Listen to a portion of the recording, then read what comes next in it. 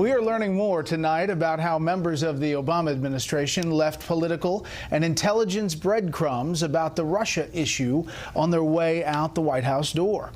Chief Intelligence Correspondent Catherine Herridge fills us in from the Justice Department tonight.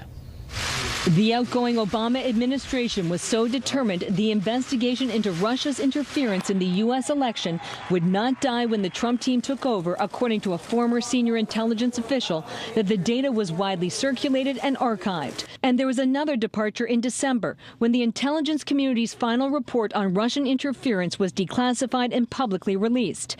Typically, intelligence assessments are closely held and shared privately with Congress and the executive branch.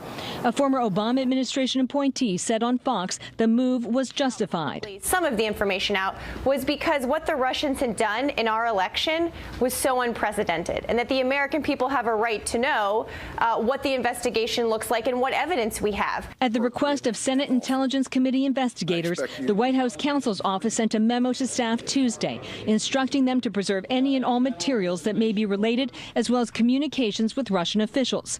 The Republican chairman of the House Intelligence Committee shot down reporting that unnamed sources feared the destruction of records. If those former Obama officials have those concerns, it'd be pretty easy to stand up in front of a press conference like I'm doing now and talk about those concerns with all of you. The committee's ranking Democrat said otherwise. You want to make sure that the administration and the department is on notice that these are the subject of congressional investigation and that any destruction of records will be a violation of law. And a New York Times report that the Russia investigation drew on information from British and Dutch intelligence services was also disputed. I don't have anything that would lead me to believe that that's the case. At a Senate hearing, one Democrat said the Russian campaign seemed to cross the line. I think we should think about whether it's an act of war or not.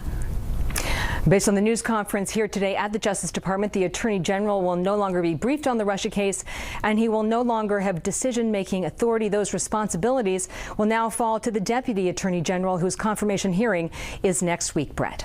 Catherine Herridge at the Justice Department. Catherine, did the Attorney General see any coincidence in the timing of this meeting with the Russian ambassador? Well, Fox News asked the Attorney General whether he thought it was a coincidence or whether he thought he was targeted by the Russians. And the Attorney General said that the request to meet with the Russian ambassador came out of the blue in September. But with hindsight, this timing does seem significant. September was at the height of the WikiLeaks campaign, and it was also the same week that then candidate Trump did an interview with Russia television saying that he thought it was highly unlikely that Moscow was interfering in the electoral process. Brett.